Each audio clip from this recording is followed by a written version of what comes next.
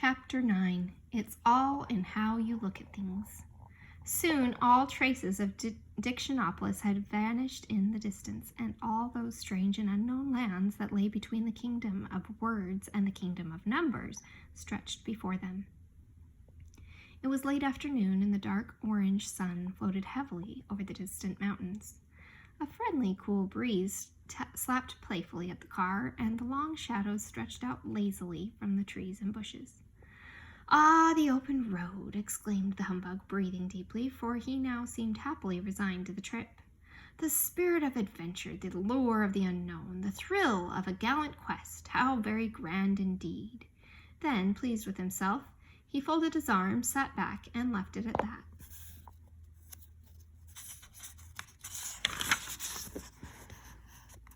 In a few more minutes, they had left the open countryside and driven into a dense forest. "This is the scenic route, straight ahead to Point of View," announced a rather large road sign, but contrary to its statement, all that could be seen were more trees.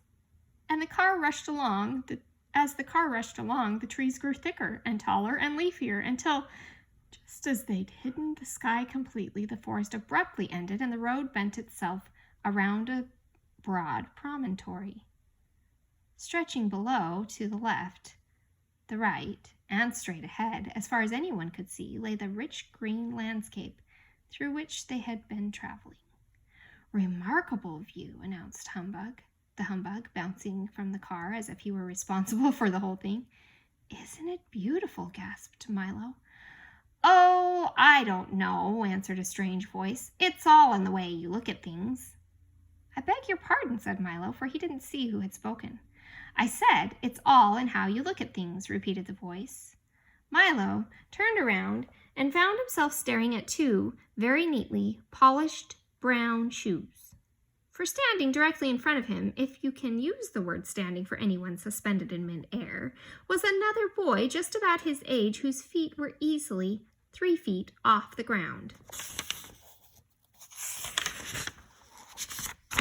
"For instance," continued the boy, "if you happened to like deserts, you might not think this was beautiful at all." "That's true," said the humbug, who didn't like to contradict anyone whose feet were that far off the ground. "For instance," said the boy again, "if Christmas trees were people and people were Christmas trees, we'd all be chopped down, put up in the living room, and covered with tinsel while the trees opened our presents." "What does that have to do with it?" asked Milo. "Nothing at all," he answered, "but it's an interesting possibility, don't you think?" "How do you manage to stand up there?" asked Milo, for this was the subject which most interested him. "I was about to ask you a similar question," answered the boy, "for you must be much older than you look to be standing on the ground." "What do you mean?" Milo asked.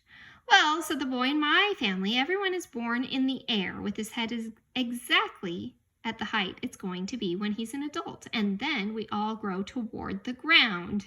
When we're fully grown up, or as you can see, grown down, our feet finally touch. Of course, there are a few of us whose feet never reach the ground, no matter how old we get, but I suppose it's the same in every family." He hopped a few steps in the air, slipped back to where he started, and began again. "You certainly must be very old to have reached the ground already." "Oh no," said Milo seriously. "In my family, we all start on the ground and grow up, and we never know how far until we actually get there." "What a silly system!" the boy laughed. "Then your head keeps changing its height, and you always see things in a different way? Why, when you're 15, things won't look at all the way they did when you were 10, and at 20, everything will change again." "I suppose so," replied Milo, for he had never really thought about the matter.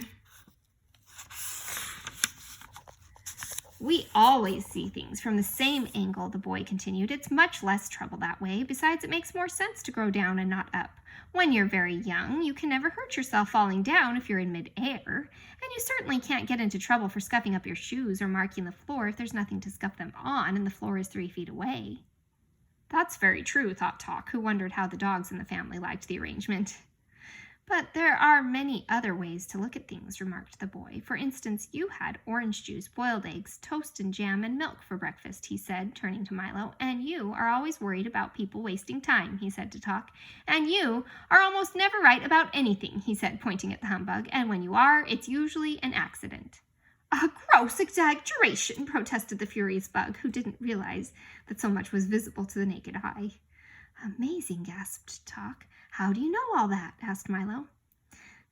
Simple, he said proudly. I'm Alec Bings. I see through things. I see whatever is inside, behind, around, covered by, or subsequent to anything else. In fact, the only thing I can't see is whatever happens to be right in front of my nose. Isn't that a little inconvenient? Asked Milo, whose neck was becoming quite stiff from looking up. It is a little, replied Alec, but it is quite important to know what lies behind things, and the family helps me take care of the rest. My father sees two things, my mother looks after things, my brother sees beyond things, my uncle sees the other side of every question, and my little sister Alice sees under things.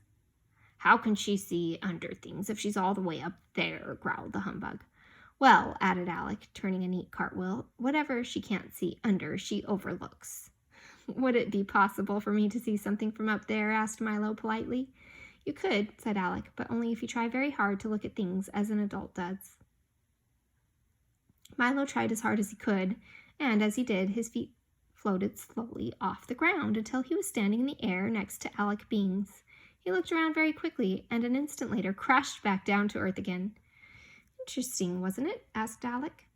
Yes, it was, agreed Milo, rubbing his head and dusting himself off, but I think I'll continue to see things as a child. It's not so far to fall. A wise decision, at least for the time being, said Alec. Everyone should have his own point of view. Isn't this everyone's point of view? Asked Talk, looking around curiously. Of course not, replied Alec, sitting himself down on nothing. It's only mine, and you certainly can't always look at things from someone else's point of view.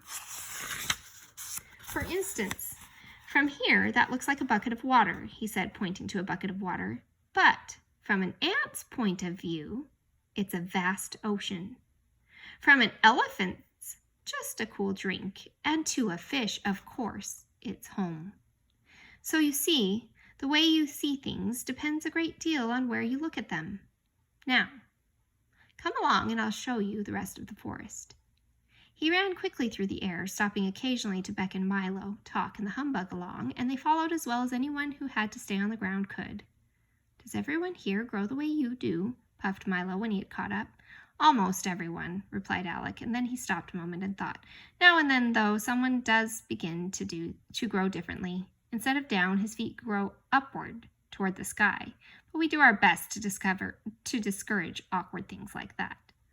What happens to them? Insisted Milo. Oddly enough, they often grow 10 times the size of everyone else, said Alec thoughtfully, and I've heard that they walk among the stars. And with that, he skipped off once again toward the waiting woods.